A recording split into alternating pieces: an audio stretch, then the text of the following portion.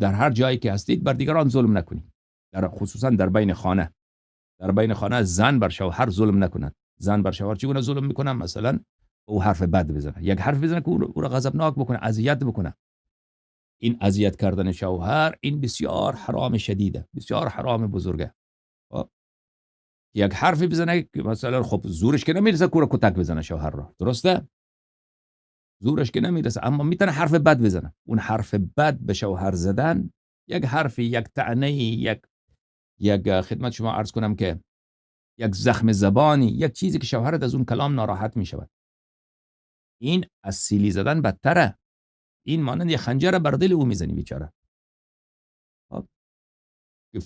فلان چیز اینطور شد، فلان اون چیز، یا مثلا اصلا بد نگاه کردن، اذیت کردن که تنها با زبان نیست، همین که چشمایت بکشی بر شوهرت.